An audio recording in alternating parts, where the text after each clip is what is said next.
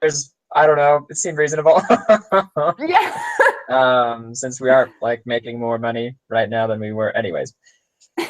So let's go back to the points that we were talking about earlier. So this is the 1985 then, Mm-hmm. the 1985 negotiations. Okay, so we're gonna go on strike. We're very upset about the injuries. Um, and that's partially because of the untrained employees, so them kicking out the older employees because they're more expensive, and bringing in new people who don't know what they're doing. Mm-hmm. Um, Part of the problem.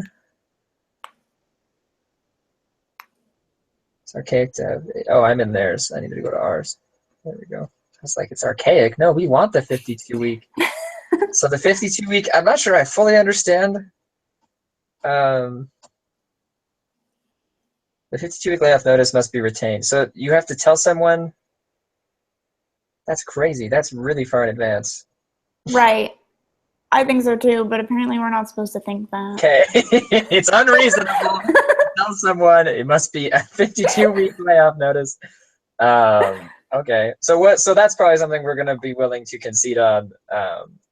I'd say we should focus on security and probably like that tied in with work rules. Mm-hmm. So talk about that incentive. So this is us coming back, I guess, whenever I said like a year later and saying, all right, well now we are making more. I think we are at least. Let's now we have the same graph here at the bottom. Yeah, we're making way more since 1983.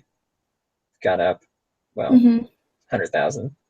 But there's clearly a trend that we're making more, Mm-hmm. and our salaries are actually going down progressively. We lost that debate real hard Right. because we were making 250,000 and now we're making 233. Um, and so we need to readdress the wage issue. Right. It needs to I think you were right on when you were talking about the percentage of sales, because if you look, the percentage of sales is also going up, and so it doesn't Mhm. make sense that that percent is going up but our wages are going down. Yes. So this is good because we set up the precedent for this debate now. She agreed to See, this already. you knew exactly what you were doing.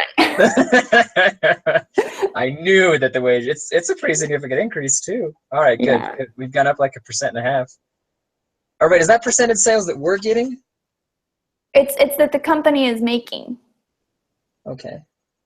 I just don't understand. Okay, we'll So claim like that and see if they have other ideas about what it means. It's not a very clearly defined. My neck hurts. Okay. Um. So so so what are the things we aren't willing to concede on then? we aren't. Right. So where under what circumstances will we go on strike? Well, it looks like against our better judgment, under layoff and hiring procedures, it says that this is a critical issue to you. You can't provide benefits for your members if they're not working.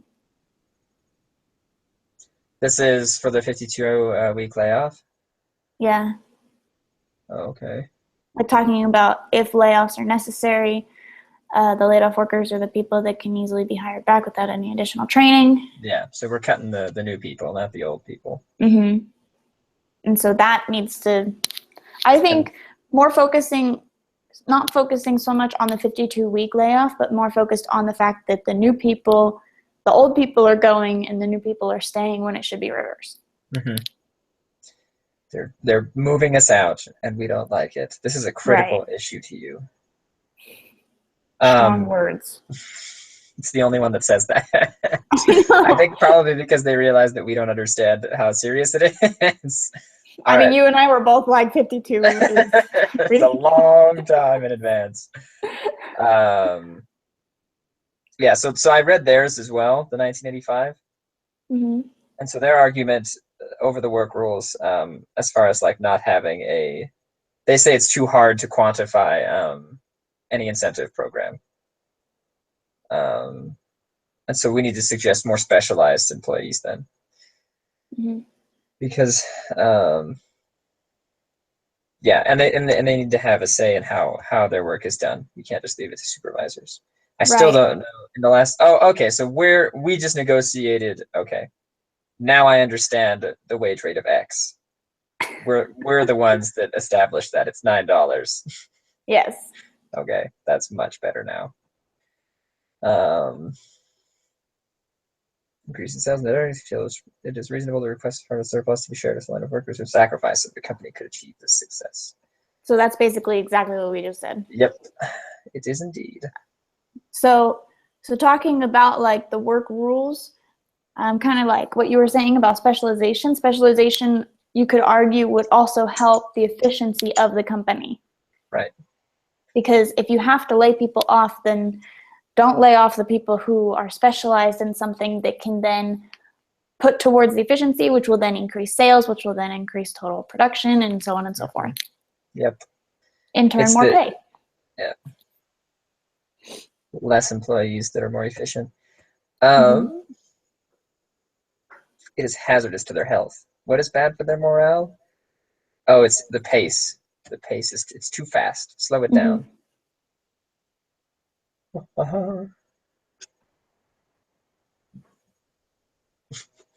This bribery has allowed management to trim its workforce considerably. It's very biased language. Yeah, so we've already talked about that.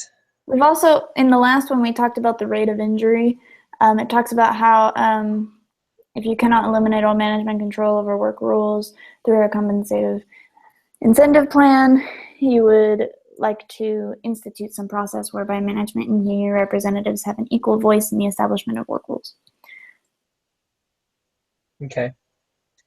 Yeah, so the same principle then that like we need to get rid of these supervisors who are looking over their shoulders all the time and make sure that they have the say in what's going on because they know Is this the best. same one? I think I'm getting like all of our readings mixed up, but I want to see. Is this the same one where it talks about how they're not allowed to leave their station? Without telling a supervisor. It's yeah, I think it's well, I don't know where it is, but this is the same one. So that kind of goes along with that. Yeah.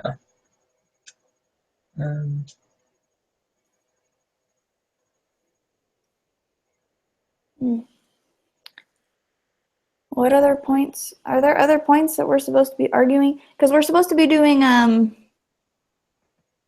final contract. Right. So I think we're just supposed to address mainly these bold sections. Okay. And make sure that we have a plan for each one of these. So, because I think both of them have them. So I think we've kind of done that because we talked about the incentive program. Let's read theirs. Let's see what they're going to come back at us with. In addition to the old plant line, did the same job after day, year after year. It was simple to calculate what a given line. But in the new plant, line produces multiple products, and the products change sometimes as often as 5 times in 1 week. While it be possible to set overall production quotas for the plant, it's unclear how those would be translated to individual lines and individual employees' responsibilities on the lines. Top management feels strongly that a loss in control required by the incentive system is unacceptable. Takes away their flexibility. This is a very important issue to top management. But if the union also feels this is a very important issue and demands some movement, perhaps the best thing to do would be to design a new type of system that gives both management and labor some control and some benefits. That's probably where we'll end up. Probably. Giving up speed and flexibility so that employees can rest all afternoon like they used to in the old plant and getting nothing in return is not an option.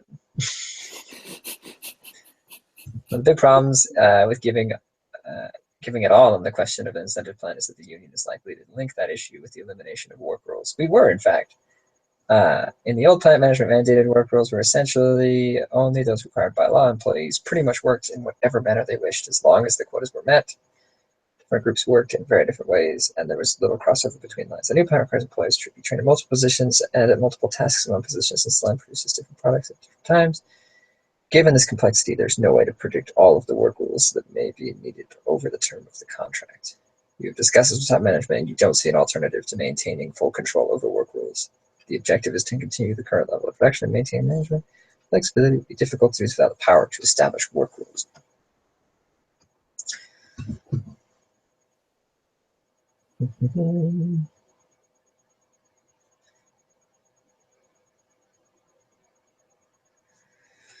Yeah, we may need to concede on wages. Okay. But I think there's ways to make up for it. Like if you use your words right, like the wages, like you can concede on the wages, but then put in the like incentive plan and put in like all the little parts, and in the end, it's kind of like when you're a delivery driver and you get paid below minimum wage, but then like you get tips. Yeah, you expect tips. Mm-hmm. Layoff, hiring procedures, work rules. Okay. Okay, so before we go in, Mm-hmm. let's go over real quick. So the incentive program. We need to make sure that there is some. Employees get a percentage of what they produce somehow. So if that comes from sales, that comes from sales, but just somehow they get that with it. The work rules, there needs to be less management and more employees making their own rules because they know better, and that will lower the rate of injury. Yes.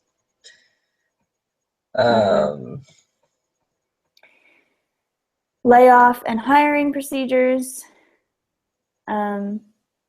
making the new guys go away and keeping the old guys there because they already know what they're doing. Mm-hmm. And the wages, you're just going to have to figure that out on your own. Use your best judgment, Hunter. I mean, I guess it's just imagine. It's hard for me to take it seriously because I'm just like, well, let's just get it over with. we'll concede all the points. You can have one. Let's just get this assignment done with so I don't have to think about it anymore because it's messing with my mind. Okay, good luck to you. All right, let's jump in there.